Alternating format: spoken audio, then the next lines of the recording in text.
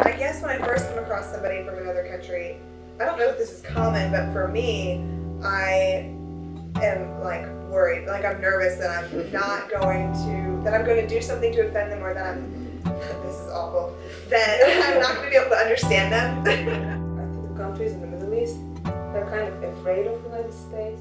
Like the language is like an established national religion, an established language that everyone has to speak. What do you mean by national identity? In Indian movies, like people who have watched it, they kind of sometimes people have commented to me that they get the impression that people are always singing and dancing in India. I think there are people who are like, listen, you came to America, then you need to learn to speak English. I feel that I can relate to them as well, sometimes better than some other white American. Kind of weird. Like first day when I came, I wanted to go shopping because you need soap to clean your room and stuff. And I asked some guy, where did you get the toilet paper? And he told me about Target.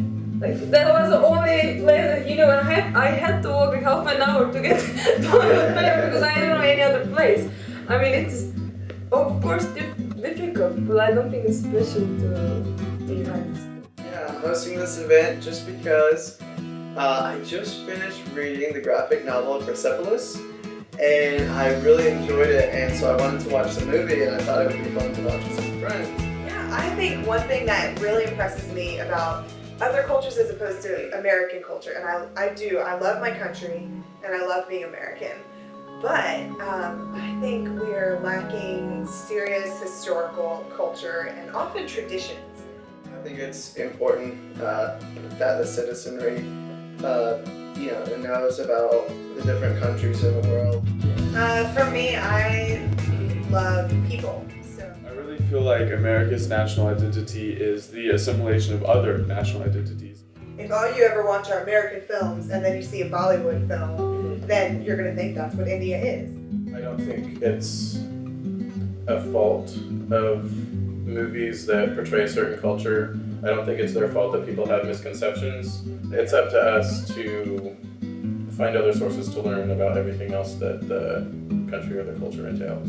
We find great identity in being American. Part of the reason we don't know, oh, I'm Irish, oh, my grandmother's, she's German, I think, is because as far as we're concerned, we're American. And even people who are recent immigrants are like, yeah, I'm from Mexico, but I'm American. Don't treat me like I'm Mexican. Here, what we learn at school, it's about the founding of the country, who came here to form the country and what has happened since then, but that doesn't really tie into family history or family roots or traditions, because chances are everyone that's sitting there in that classroom has come to be in their current situation by any number of means other than that.